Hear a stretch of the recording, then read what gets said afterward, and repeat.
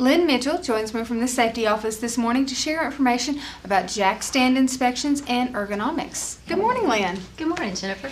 Now, this month we have a wide variety of topics to discuss. The test track, jack stand inspections, ergonomics.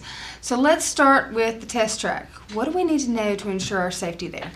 Well, we like to take a moment just to remind individuals to be aware of the test track, particularly pay attention at the crossings. If the barriers are down, do not attempt to go around the barriers. Most of us take it serious, but there are on occasion still people who think that they can get around the barrier in time. They're there for a reason. Vehicles are operating at speed and present a big hazard to anyone that would be crossing. There is an operator that will lift the barriers once the test track is clear. So just wait patiently. They will let you cross when it is safe to do so. Also, even if the barriers are up, make sure you pay attention. Don't turn left or right. And you may laugh about that, but we have had visitors who, following a GPS, will not be paying attention and they will turn left or right onto the test track, which is a big danger to themselves. I can imagine. Okay, now on to the jack stands. Now, what are jack stands and what do we need to know about them? Well, jack stands are there to support a heavy equipment, to support the weight. So they're important that they don't fail, because if they fail, the heavy equipment is going to fall on us more than likely.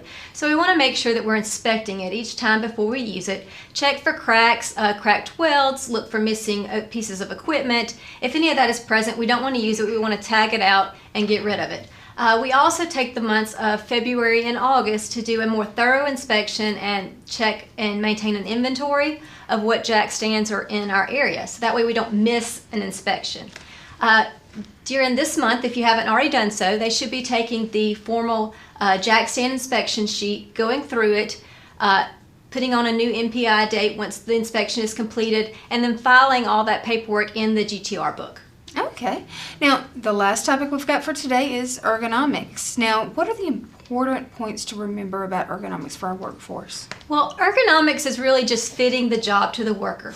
So we want to ask everyone, it doesn't matter if you sit at a desk all day or if you're dismantling a tank. The same principles apply. So you want to take a moment and really stop and think about the task that you're doing. Make sure that you keep your body posture as neutral as possible. Use tools to minimize stress to the body. Rotate the type of task that you do so that you don't get repetitive motion, so you allow your muscles to rest. Overall evaluate the job. We can do a lot on our own to adjust it. Things like if you have a workstation, you want to make sure you set it up properly so that you're looking straight ahead at your monitor. Your keyboard is within reach. Your mouse is within reach. You don't want awkward postures where like your shoulder is out to the side. Keep the arms pulled into the body. Maintain good posture. Your feet should be flat on the floor.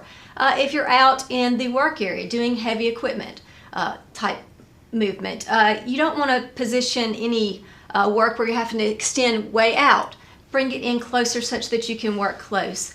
If you're having to beat something with a sledgehammer, get with your supervisor and see if process engineering can come up with a better tool that will allow that to be done in a more ergonomically friendly manner.